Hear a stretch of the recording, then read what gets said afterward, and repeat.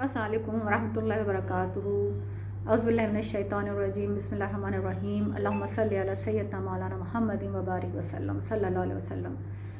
Viewers, آج جس topic پر میں بات کر رہی ہوں آپ سے وہ ہے فتنوں کا دور۔ فتنوں کا دور تو ہر زمانے میں تھا، لیکن فی زمانہ جو ہے زیادہ فتنوں کا دور ہے۔ آپ اپنے آس پاس نظر دوڑائیں، آپ دیکھیں کس طرح پوری دنیا عالم فتنوں کے دور میں پھنسی ہوئی ہے۔ تو ہمیں پوری دنیا سے کیا لینا دینا، ہمیں اپنے آپ کو ایز اے امت مسلمہ دیکھنا ہے کہ کیا ہم فتنوں کے دور میں پھنسے ہوئے ہیں یا ہمیں پھنسایا جا رہا ہے یا ہم پھنس چکے ہیں۔ تو آپ دیکھیں جگہ جگہ آپ کو یہ چیزیں نظر آئیں گی۔ آپ پہناوے میں دیکھیں فتنوں کا دور ہے، آپ کھانے پینے میں دیکھیں، آپ رشتہ داری میں دیکھیں، آپ ڈفرینٹ سیاسی اس میں دیکھیں فتنوں کا دور۔ اس کے علاوہ آپ اپنی روزمرہ زندگی میں دیکھیں، ہر جگہ فتنہ ہی فتنہ نظر آتا ہے۔ اور اس فتنے سے بچنے کا صرف ایک ہی علاج ہے، اور وہ ہے اللہ اور اس کے رسول کی اطاعت، قرآن پاک پر صحیح چلنے کا طریقہ۔ اس کے علاوہ روزمرہ کے اذکار، روزمرہ کی دعائیں، استغفار کی تسبیح، تاکہ شیطان ان فتنوں سے آپ سب کو بچائے۔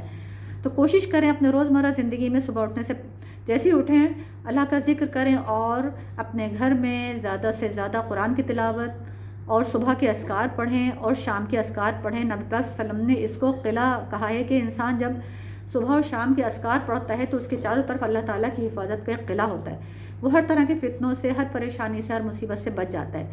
تو کوشش کریں، میں ضرور پڑھتی ہوں، میں نے اپنے بچوں کو بھی بات کہی ہوئی ہے، اور میری کوشش ہوتی ہے چلتے پھرتے یاد کر لیں، اور آپ اس فتنے کے دور میں اپنے اذکار کو برابر جاری رکھیں۔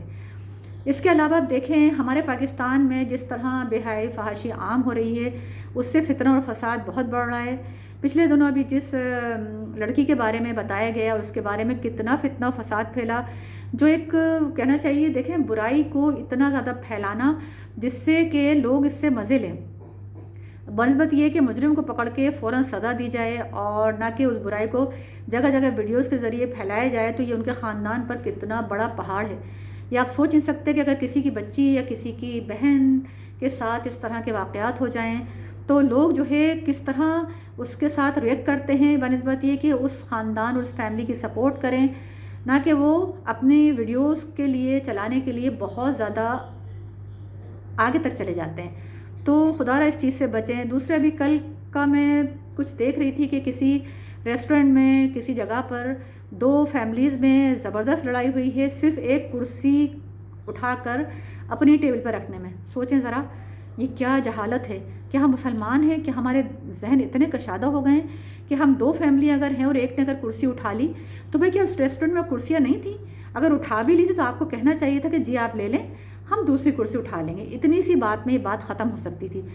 لیکن میں یہ دیکھ رہی تھی نیوز میں کہ وہ کرسی کے علاوہ وہاں خواتین نے بھی گھوسے، تھپڑ۔ یہ کون سی قوم ہے بھائی؟ یہ ہمارے نبی پاک صلی اللہ علیہ وسلم نے اس قوم کو سدھارنے کے لیے آپ مبعوث کیے گئے تھے۔ یہ جہالت تھی نا مکہ میں، تو آپ نے اس جہالت کو ختم کیا تھا، تو ہم پھر ویسے ہی جاہل بن رہے ہیں۔ تو ہم مطلب کیا کر رہے ہیں؟ یہ ہمیں سوچنا ہے کہ دو خواتین یا دو گروپ اگر ایسا کر بھی رہی تھی تو وہاں کے جو جینٹس تھے، جو آدمی تھے، کیا وہ اتنے ناقص العقل تھے کہ وہ اپنی خواتین کو روک نہیں سکتے تھے؟ یا وہاں پہ جو بچے بڑے تھے، لڑکے لڑکیاں جو بھی سمجھدار تھے، ان کو روکنا چاہیے تھا کہ اس طرح نہیں کریں۔ یہ اکھاڑا بنا ہوا ہے، ہر جگہ لڑائی، ہر جگہ جھگڑا۔ اور دوسری چیز یہ کہ بہت زیادہ لوگ جو ہے لاؤڈلی بولتے ہیں ریسٹورنٹ میں، اور جگہ جگہ میں نے دیکھا ہے چیخ چیخ کے بولتے ہیں۔ ذہنی طور پر وہ مریض ہو رہے ہیں، نہ ان کو خیال ہوتا ہے کہ گھروں میں جو ہے وہ بزرگ ہیں، بچے ہیں اور خواتین ہیں، بیمار بھی ہیں۔ اتنا چیخ چیخ کے بولنا اور اتنے میوزک تیز آواز میں سننا، تو یہ سب یہ فتنہ ہی ہے۔ تو یہ فتنہ بڑھ رہا ہے ہمارے لیے، ہمارے ملک میں بڑھ رہا ہے۔ اس فتنے کے ذریعے ہمیں اپنے گھر سے اس چیز شروع کرنا ہے کہ ہمیں اپنے گھر کی خواتین کو خود سمجھانا ہے کہ آپ اپنا لاؤڈلی نہ بولیں، آہستہ بولیں۔ اگر کوئی تو میں ہو رہی ہے تو آپس میں کوئی بھی ایک صبر سے کام لے اور دوسرا اس کو سمجھائے۔ اگر دو پڑوسیوں میں لڑائی ہو رہی ہے تو تیسرا جا کے ان کو سمجھائے، نہ کہ مزے لے کے ان کو آپس میں اور لڑوائے۔ تو یہ فتنہ ہے، فساد ہے۔ اللہ کے لیے اس سے باز آ جائیں، اس سے پہلے کہ اللہ کا کوئی عذاب آئے۔ اللہ تعالیٰ چھوٹی چھوٹی چیزوں میں آپ کو دکھا رہا ہے کہ دیکھیے میری مانو، میری سن لو، میرے احکامات پر عمل کرو، کیونکہ تم مسلمان ہو، تمہاری پکڑ ہے، تمہیں اچھے برے کی تمیز بتائی گئی ہے، ٹھیک ہے نا۔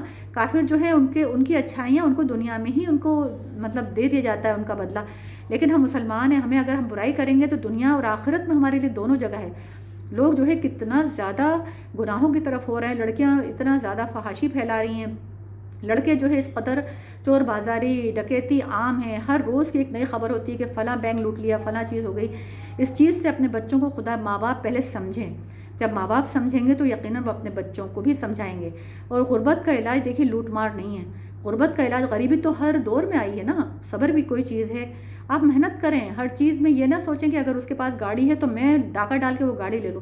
ہو سکتا ہے جس کے پاس گاڑی ہو اس کے پاس بڑی بیماری بھی ہو، آپ اللہ کا شکر ادا کریں کہ غربت میں ہے تو آپ کے پاس صحت ہے، تو جو بھی اللہ نے آپ کو دیا اس پہ قناعت پسندی کے ساتھ اپنی زندگی گزار رہے ہیں۔ فتنوں کے دور میں اللہ اور اس کے رسول کی رسی کو مضبوطی سے تھامیں، یہی آپ کا علاج ہے اور یہی آپ کا رہائی کا سامان ہے۔ اور اس ذات اور میں کیا کہوں، میں کوشش کرتی ہوں اور دعا کرتی ہوں کہ اللہ تعالی ہمارے پاکستان کو سلامت رکھے، وہاں پہ رہنے والوں کو عقل و سمجھ دے، اور وہاں کے رہنے والوں کو آپس میں جھگڑا کرنا اور اتنی کشادہ جو ان کے ذہن بالکل نیرو مائنڈڈ ہیں اس سے باز رکھے، ایک دوسرے کو سمجھیں۔ اچھا یہی جو ہمارے ملک کے پاکستان جب دوسرے ملک جاتے ہیں تو وہ ہر چیز کو اچھے سے فالو کرتے ہیں، ہر چیز کو سمجھتے ہیں اور اچھے اخلاق کا مظاہرہ کرتے ہیں، لیکن اپنے ملک میں کیا، جب آپ اپنے گھر میں ہی اخلاق سے بے نیاز ہیں تو آپ باہر بس دیکھیں نا، کوئی شخص اگر پورا اخلاق باہر دکھا رہا ہے اور گھر میں وہ بد اخلاق ہے تو اس کا اخلاق بیکار ہے، ٹھیک ہے نا۔ نبی پاک صلی اللہ علیہ وسلم نے فرمایا کہ سب سے اچھے اخلاق تم اپنے گھر والوں کے ساتھ اچھا سلوک کرو تو ہی تمہارے اخلاق بہتر ہیں، یہ نہیں کہ آپ نے اخلاق جو ہے باہر تو دکھا دی، گھر میں آپ بد اخلاق، اپنی بیوی بچوں کے ساتھ، اپنے رشتہ داروں کے ساتھ بد اخلاق ہیں، یہ سب سے بری بات ہے۔ آپ کو اپنے گھر سے اچھائی شروع کرنا ہے تاکہ لوگ ورنہ کیا کہیں گے، آپ باہر تو اچھے ہیں، گھر میں آپ کا یہ حال ہے تو آپ کی کون سنے گا۔ تو خدا کے لیے اپنے اعمال اور اخلاق کو بہتر بنائیں، اپنے مسلمان ہونے کا ثبوت دیں۔ ہمیں جو ہے وہ، ہم مسلمانوں کو ویسے بھی بہت زیادہ آزمائش ہے اس وقت، تو ہمیں دعائیں کرنا چاہیے بنسبت یہ کہ ہمیں اللہ نے ایک ملک دیا ہے جہاں ہم آزادی سے نماز روزہ کر سکیں اور اپنی عبادت کر سکیں، ہمیں اس کا شکر ادا کرنا چاہیے بنسبت یہ کہ اس ملک کو ہم نے جہنم بنا دیا ہے۔ تو سوچیے گا ضرور۔ السلام علیکم ورحمۃ اللہ وبرکاتہ۔